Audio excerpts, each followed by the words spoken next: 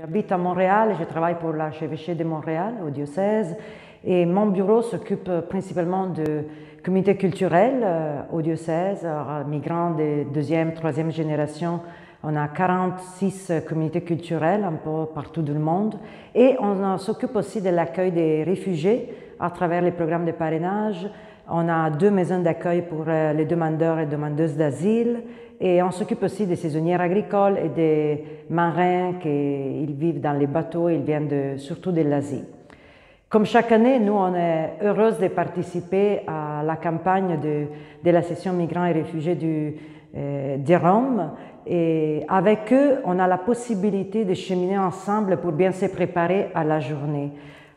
Grâce à eux, à leur matériel de réflexion et pour monter des vidéos, on a la possibilité de rencontrer, comme on a fait cette année, plusieurs personnes, une dizaine de personnes à qui on a proposé les questions que le même pape il nous propose dans le message. On a accueilli une dizaine de témoignages des réfugiés, des demandeurs d'asile, des personnes qui travaillent en notre diocèse ou de personnes qui aiment la cause des migrants et des réfugiés au diocèse de Montréal. Et c'était pour nous un chemin parce que chaque question, on a pris le temps de s'asseoir avec eux, d'expliquer les messages, de lire les messages, de voir ensemble comment vraiment on peut marcher ensemble.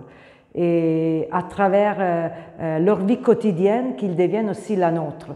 Leur espoir, leur volonté de bien être accueillis, de s'intégrer, de devenir responsables, soit dans la société que dans l'Église catholique ou dans leur Église de foi. On s'est préparé avec les diocèses, l'archevêque et toutes les communautés pour finalement arriver le 25 septembre.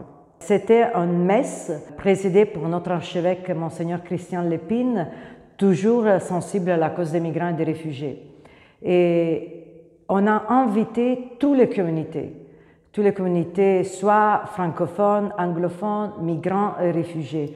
Et c'était beau de voir comme, en préparant la messe, ces communautés ils se sont mis ensemble pour partager leur langue, leurs coutumes, leur habitude de vivre et d'exprimer la foi. Et c'était un moment de fête, de rencontre, d'accueil, un espace où tout le monde il pouvait être ce qu'il est. Et en se sentant vraiment accueilli dans sa diversité et comme témoignage que la diversité c'est une richesse, soit pour la société, soit pour l'Église.